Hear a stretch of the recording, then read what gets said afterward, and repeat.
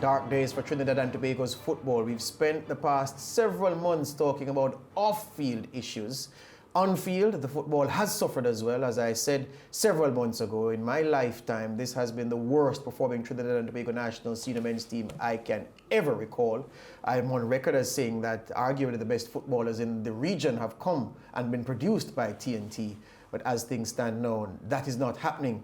And if we are to read the lay of the land right now, it seems as if those with ambitions to wear the red, black, and white with pride over the next 2 years or so at least, they'll have to wait a while given events off the field, in the courtroom, at the boardroom level. I'm speaking to chairman of the Normalization Committee installed by FIFA, Robert Hadad, and one of his committee members, Nigel Romano, talking about the effect of a court ruling today, the issues raised in an investigative piece on the Home of Football project, and the related things that are assailing TNT's football at this time. Gentlemen, I'm glad that you are still with me. So, Nigel, I was saying to you before the break that I can't understand why is it that even though a forensic audit isn't a part and wasn't a part of the brief given to the Normalization Committee by FIFA, how a project that has attracted so much controversy as the Home of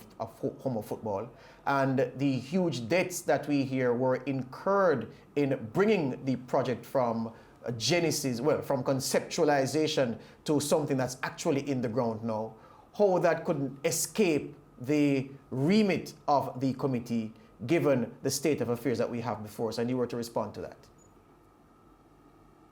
I'm gonna start off by responding to that. So, first of all, the FIFA has something called a central audit, that they come into the country and they review the manner in which the funds given to that member associate is spent.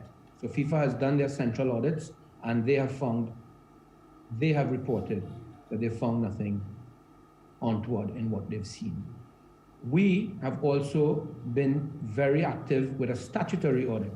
So if we all understand what a statutory audit does, what we do, we are not going in there to verify that contracts were given to who, how, and why. What we are doing is verifying the money spent on the Home of Football, verifying that the invoices are there, and that the money was paid out of a legitimate bank account of the TTFA. What we've seen is we have a very detailed report of the $32 million spent on the Home of Football. And then we have invoices for every transaction. Now, if you want to get into the details of it, this show isn't long enough, but a statutory audit is not there to verify that all the money spent on the Home of Football the job was done at the Home of Football. We weren't there when this building was being built. So I'm going to pass you on to Nigel to continue if he has anything. Before you pass on to Nigel, I understand that. And I'm very happy you said that, because that's something I've been wanting to hear from you for a long time. Not because it's what I want to hear, but it's because I believe it is important to the narrative. We've been told by several sources that the spending on the Home of Football, the whole situation is haywire, that there are monies unaccounted for on the expenditure side, and that there are huge debts owing. I just want you to answer me very squarely right now, Robert Hadad. Are you saying that based on that statutory audit, as you framed it, that has been conducted, and based on FIFA's own central audit that you say was done, that the expenditure corresponds with the work that was said to have been done, and that the list of debtors, that in regards to the construction of the Home of Football project, that there is nobody still being owed, or that there are plans being made to pay off what is still being owed? Straighten that out for me, please. No, there are people being owed. We have seen that. They're in the accounts payable. We've analyzed the accounts payable, and there are people still being owed. That's a fact. How much money is still owed? On the Home of Football? Yes, sir. I would not venture to give you a number, but it could be a couple $1 million.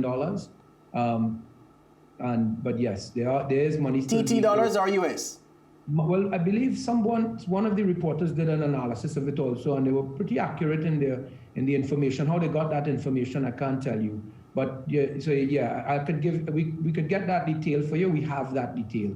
How much money is being owed. It's in the accounts payable. And if you give me 15 minutes or 5 minutes while you're talking to Nigel, I might be able to pull up the spreadsheet and give you the exact number. There's nothing for us to hide with respect to the home of football and what is owed on the home of football. The accounts that the monies given by FIFA to be spent on the home of football, are there any Panamanian accounts involved?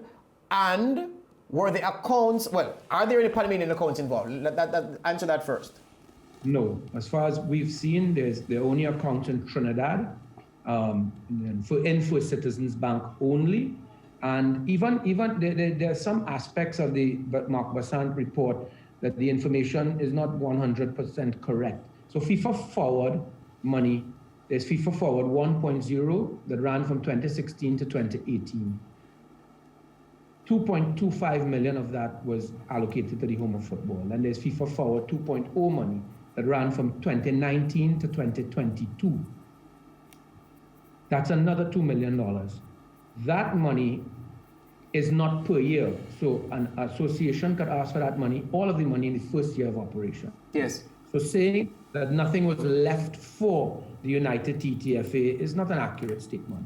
Out of the 2.0 funds, which is the 2 million, 656,000 of that was used in the home of football. 790,000 was disbursed by FIFA to settle issues with FIFA Players Status Committee. I don't know if you're aware of the FIFA Status Players Committee, but those are foreigners that work in your country, and when you don't pay them, they could go to FIFA Players Status and they could ask for the money directly from FIFA. Yes. And yes. $790,000 out of that was paid there. And that was from successive administrations, not just one. Yes. Many. Yes. I'm keen for you to get that figure for me on how much is owing to suppliers, contractors from the Home of Football project. So I'd like it to see if you could bring that spreadsheet up. Nigel Romano, let me continue with you in the meanwhile. So the story, the report from the documentary is that the Home of Football project and the construction thereof involved secret bank accounts, Panamanian bank accounts, and monies that were to be spent on the Home of Football were channeled elsewhere. Regardless of the kind of audit that you have done and the checks that you have done, have any of those checks and or audits shown any evidence of that? I have not seen any evidence of it. The point, though, is that the questions were asked and they need to be answered. And I would hope that the people with the answers, the people who own the bank accounts, would step up and explain the source of funds. In other words, you want David John Williams to break cover and address these issues square on. Is that what you're saying? I want the people who have the accounts to answer the question. Yes. But Nigel Romano, David John Williams is the man. He's at the center of the storm. It was a name that corresponds with his middle name, including, that was found on accounts in Panama. So I don't know why you are reticent about saying that he is the man that you're talking about. He is the man. He is the man. There you go. Good. You say that, I asked a direct question, if any of the processes that you used showed you any monies being diverted to any foreign accounts in whichever country it was, Panama or otherwise, you say you have not seen that. Am I to, can I ask you, if the processes you used, if that indeed happened, the processes that you have used to examine what has happened with the Home of Football project, could those processes, those tools, are they adequate to have shown you that, if that had happened? So let me just be very clear. If the monies came into a TTFA bank account and we knew of the First Citizens bank account, if the monies came in, we saw where it went out. And we have established that there is evidence to support that the outgoings bought material for the Home of Football. If the money went direct to Panama, we wouldn't have any, we wouldn't be able to. But question for you, would FIFA send money to a Panamanian account that does not belong to a football association? Well, I would hope not. You have to give me something better than that, though. You have to give me something better than that. I've never worked for FIFA, and I don't know if I ever will. But that's a question for FIFA. No, but as part of the normalization committee, based on what you know, and how FIFA pays money to its members, would FIFA send money to a member account that is not domiciled in the recipient country, or which would have to go through a third party before going to the recipient country? Is the question I'm asking. No, I don't think so. Okay. Robert, can you speak to that?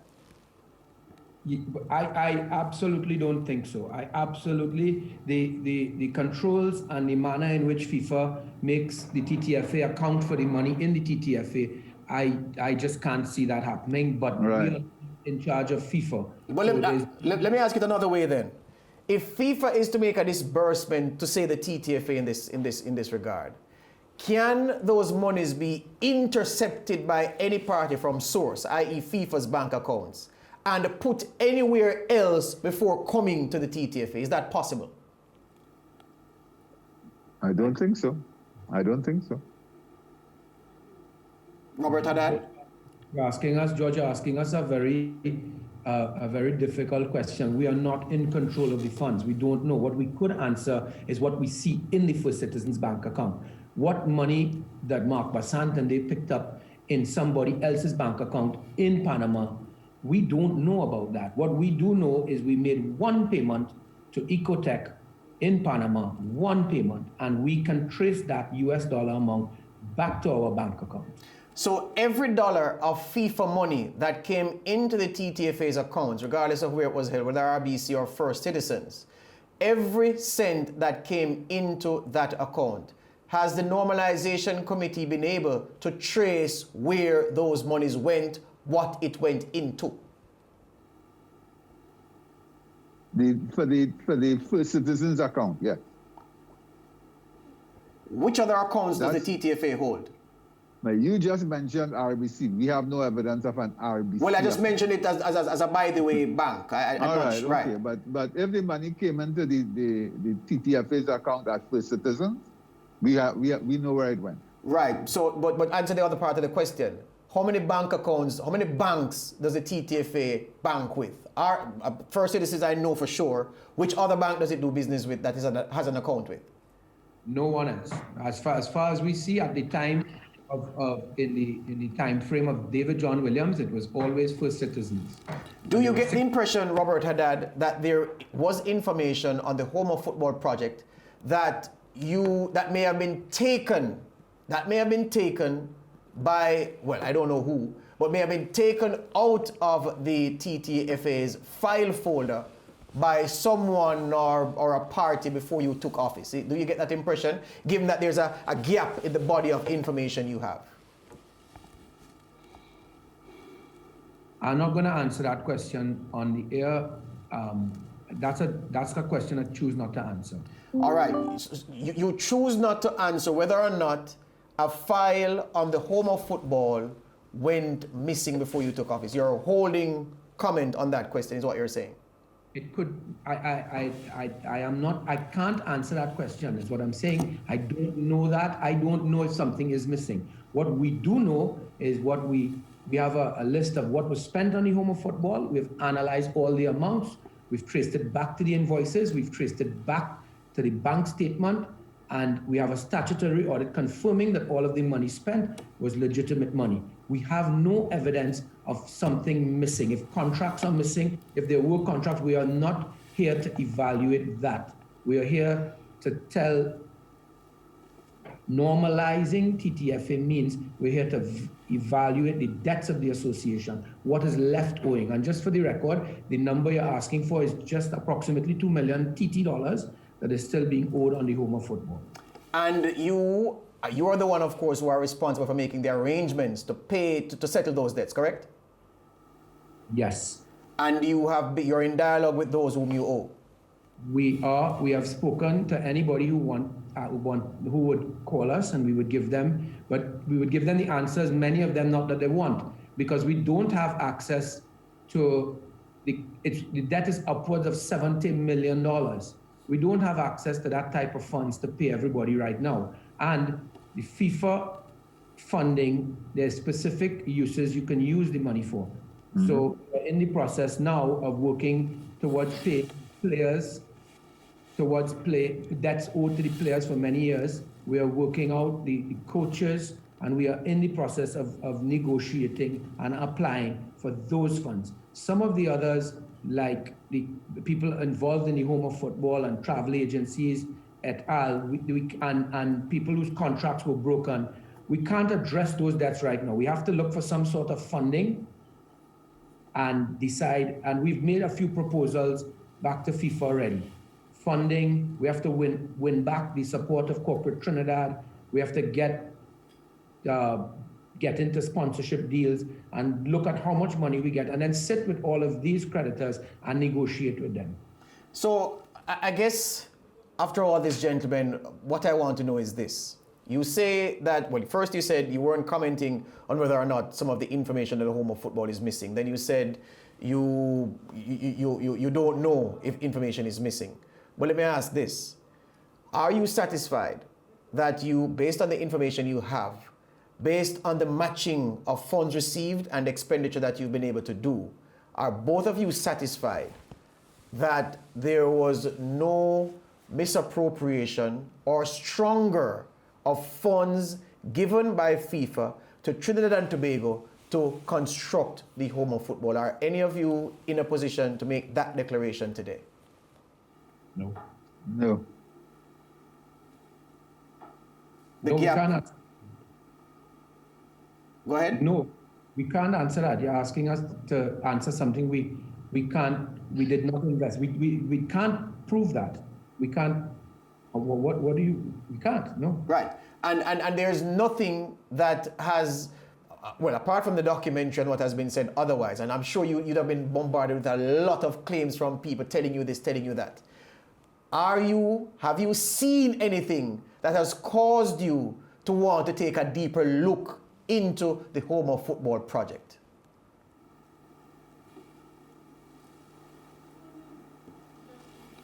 My answer at this point in time is I'm not sure. There are issues there with when it comes, the fraud squad of Trinidad and Tobago may have to get involved if you're discussing fraud matters. If you're asking me if I want to go and investigate if there's a fraud matter, I would have to be guided by FIFA, and they would have to specifically tell me to go and look at that. At this point in time, what we've seen is the statutory audit has been done, the central audit has been done, and if they have a problem with it, they would come back to us and ask us for more information. Nigel Romano has said that he wants David John Williams to come out squarely and address the claims made in the CNC3 report. What's your position, Robert Hadad? Are you keen to hear from the former TTFA president as well? Absolutely, yes. Absolutely, yes. I think he needs to address some of the matters and the accusations about him. Definitely, yes. So between now and September 16, which is in, 24, how many hours we have left? About 32 hours left from now. Are you saying that the Normalization Committee just sits and waits on something from FIFA about the fate of Trinidad and Tobago's football? You can do nothing, you can say nothing, no recommendation can come from you. What's the position? We will wait on our lawyers to guide us as to exactly what our next move should be. Gentlemen, you would agree though that the country is in a terrible position at this time. I see you nodding your head, Nigel Romano. These are very, very dark days.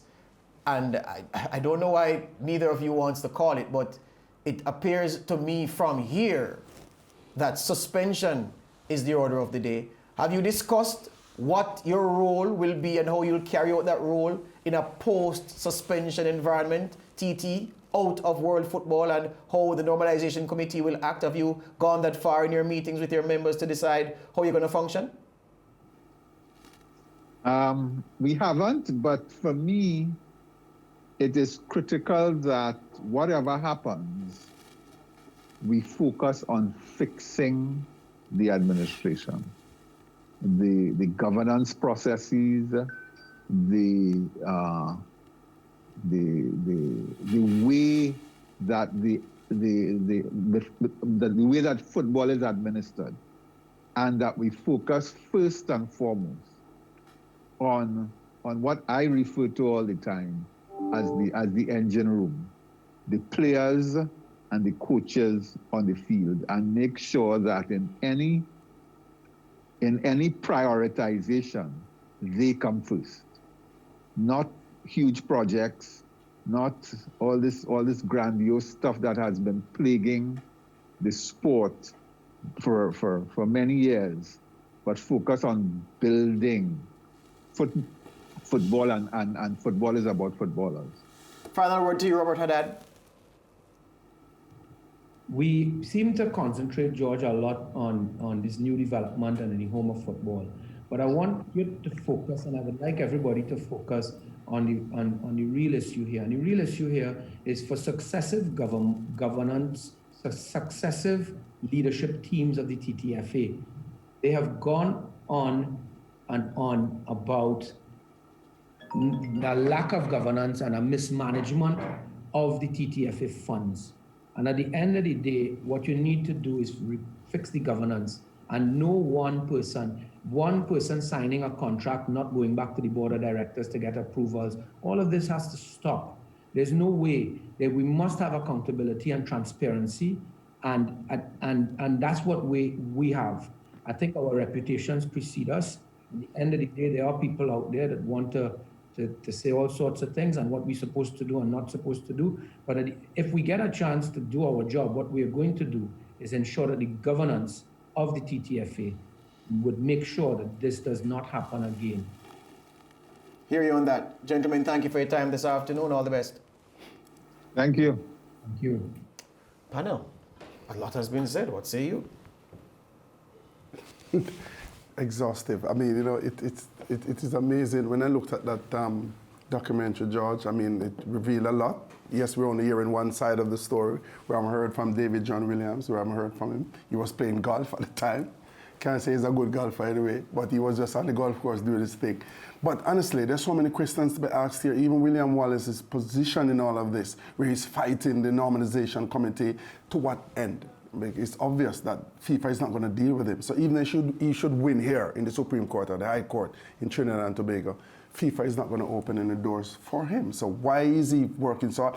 If it's a situation that FIFA gets banned out of world football, do you have an extra house? I know you're a man of many means. You maybe have to find him at somewhere to live in Jamaica. But I can't imagine the footballing families in Trinidad will appreciate the fact that because of William Wallace, Trinidad and Tobago is out of football. How is that going to work? Who's going to appreciate that? And or are they going to act on that? What's the normalization's position, committee going forward if they are out of world football?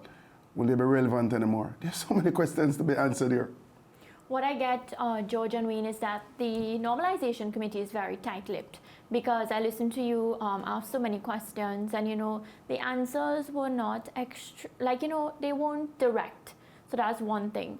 Another thing is, I don't know why we're surprised at the injunction today, or why anybody is surprised in any way, because William Wallace had said before this ruling that he was not going to attend the virtual meeting. So he didn't even want to be a part, because based on what both of the members of the Normalization Committee said, they said they were going to talk to him to give him instructions and try to convince him that, you know, they want to pull the matter from the court.